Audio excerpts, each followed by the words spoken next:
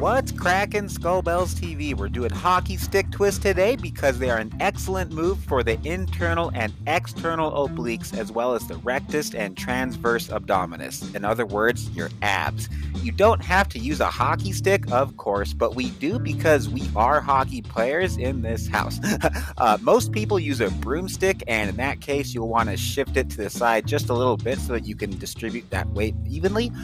Whatever you're using, the point is that it should be close to weightless as possible, okay? You want it to be very, very lightweight. We're not going to count reps on this exercise because we're shooting for a really high rep range, which is the best way to target the obliques. Being a bodybuilding coach, my goal is aesthetics first and foremost always, which is why I'm assuming you're watching this video, and our goal is to tighten the waist, right? Not to add mass to the waist, which is going to make it look big and blocky, and no one wants their waist to look big and blocky, right? Therefore, we want to tone the obliques and not build them.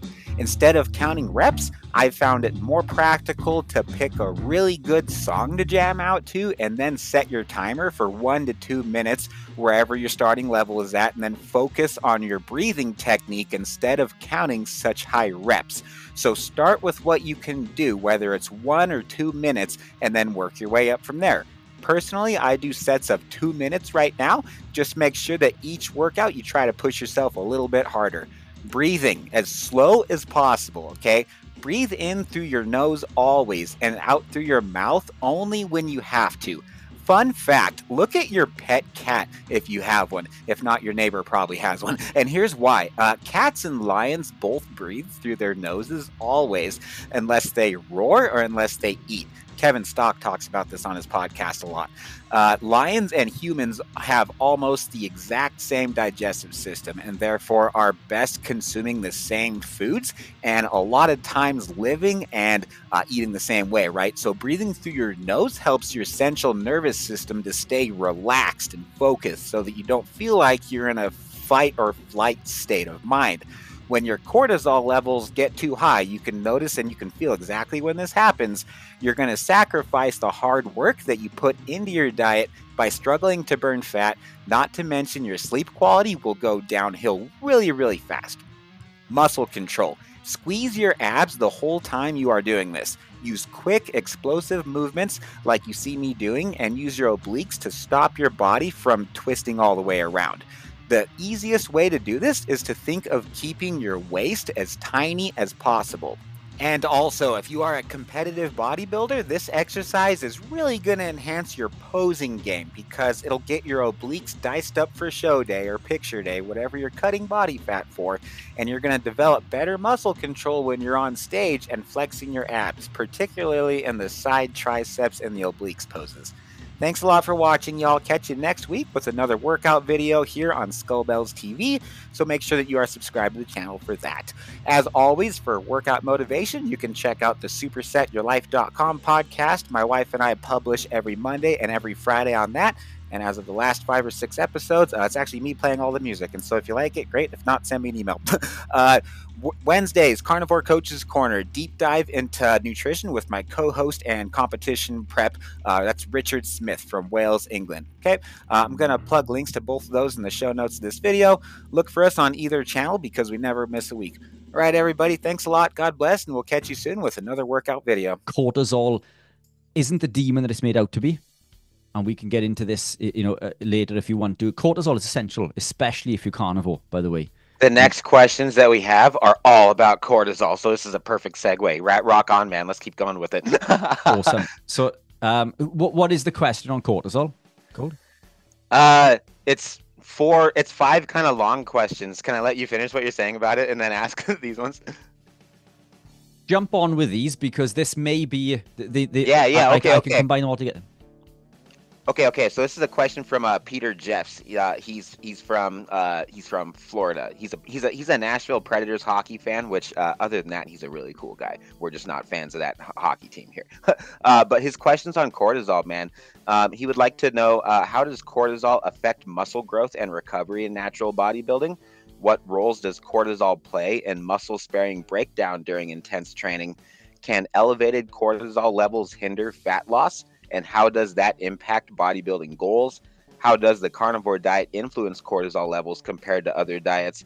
And does a carnivore way of life help in reducing stress-induced cortisol spikes? And he had 5 other questions that were really good, mate, and I kind of worked him into those. Awesome. Really smart guy. Yeah. Awesome. So look, yeah. So how can we work this in? So cortisol is known as the stress hormone. Now, I don't like that terminology because I think that gives it a negative. It puts it under a negative light. Now, cortisol is essential. It's incredibly important for a lot of things. Cortisol is involved in metabolism, the metabolism of carbs, lipid, and protein. So it's very important for that. It's important for the production and control of sebum, which is the oily substance that covers the skin that allows us to heal and repair. Now, when cortisol is dysregulated, it leads to skin conditions and dry skin and so on and so forth. Now, let me explain how cortisol is produced. So there's something called the HPA axis, which begins in the hypothalamus in the brain. This sends corticotropic releasing hormone to the adrenal glands, and the adrenal glands then signal adrenocorticotropic hormone, which then goes on to the adrenal, so the pituitary, so the hypothalamus, the pituitary, then the pituitary signals the adrenocorticotropic to the adrenals.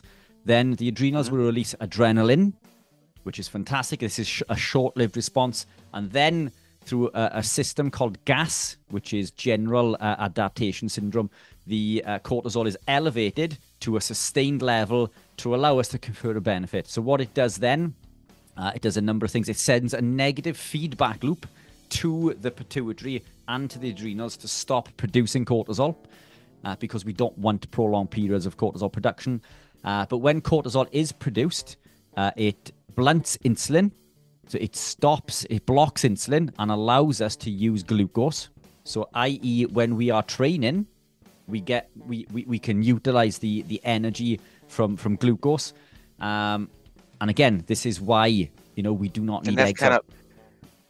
That's kind of why we shouldn't really need food right before a workout, right? Because then there's just too many hormones that are competing with each other. And so whenever I have any food at all, keto, non-keto, I get anything before a workout, I don't feel like training. I feel like my body's on multitask mode. But when I feel fasted, I feel just ready to go, man. Yeah, and spot on. So it's cortisol produces glucose. Right. And yes, it does this via gluconeogenesis. So, we talk about gluconeogenesis. Cortisol is, and it's not the only hormone. There are other hormones involved or can produce, namely human growth hormone. What else have we got? There's a number of them. We've got glucagon and so on and so on. So the cortisol isn't the only hormone that will elicit this response, but it is the predominator. So it's cortisol that will allow the lactate basically to go into a reverse pathway of glycolysis, if you like, to produce glucose, and it blunts insulin, which is what we try to do. Being carnivore, we try to suppress insulin because we know it leads to fat storage. So that energy is basically available at a higher rate, which means, what does that mean during training? What it means during training is that when we can activate this system more efficiently, which we can predominate via gluconeogenesis, which we can do better than carbohydrate athletes, by the way. So we produce this glucose, it supplies this glucose to the system, it allows us to perform at a higher rate. It's a vasodilator, it blocks inflammation. Cortisol blocks inflammation. Now we think that it causes inflammation, and it does if it's elevated for prolonged periods of time. So these things are not right and wrong. They're not good and bad. There's an area an upper and lower limit which these compounds need to work within to be optimal, and they can become suboptimal or they can become overexpressed and cause problems. So we want them to work within a range, and that's the way cortisol works. So cortisol confers a huge benefit to training. Fantastic. What happens if we go over an hour with training? What happens if we've just done our weight session and now we're going to go on the treadmill to lose more fat? Well, this is absolutely counterintuitive. Now we're in the stage of overexpression of cortisol.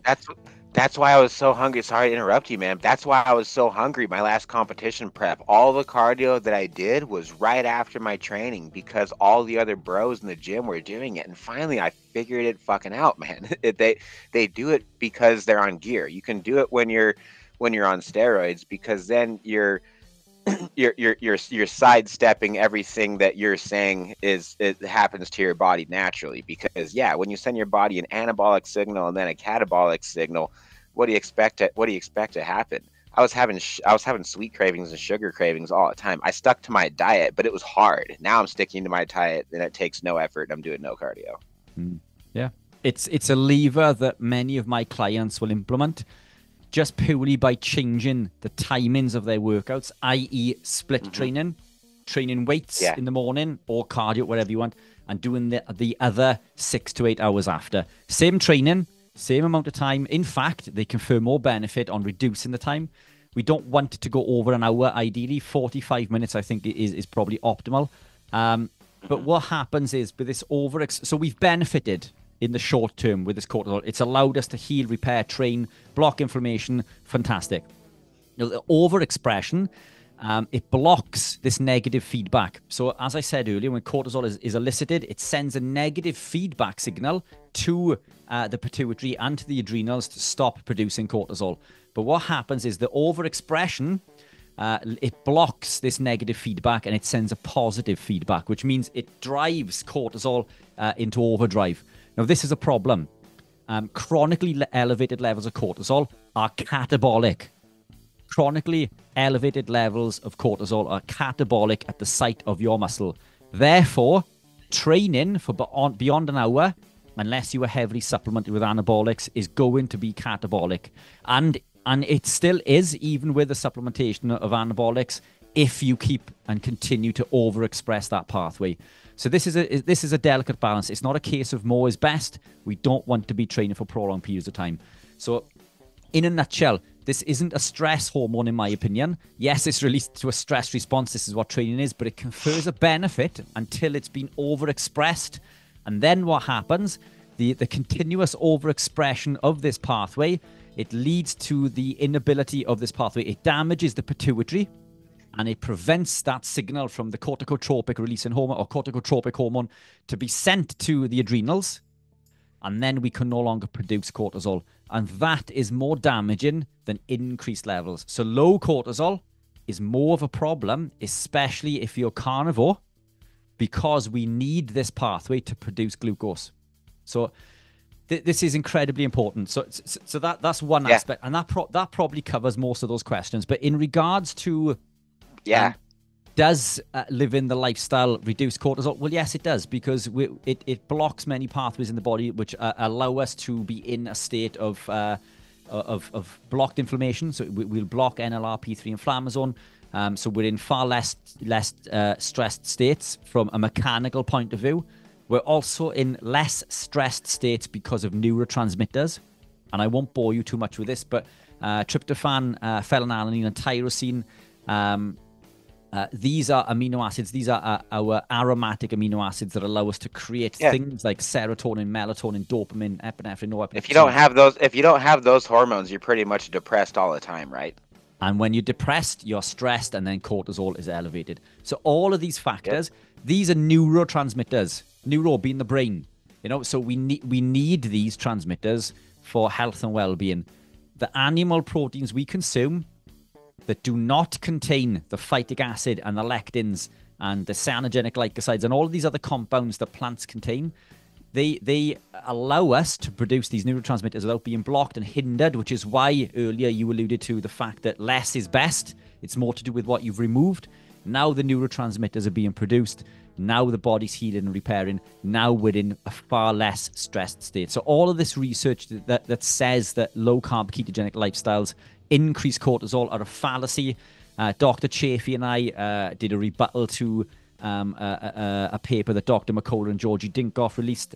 Georgie Dinkoff is the reason that Paul Saladino has introduced carbs again, amongst other reasons. I won't get into that today. But it's look, we ripped the papers apart. And in fact, Dr. Chafee was on Saladino's podcast, and he mentioned this, that him and I went through these papers and we ripped them apart. It's a fallacy.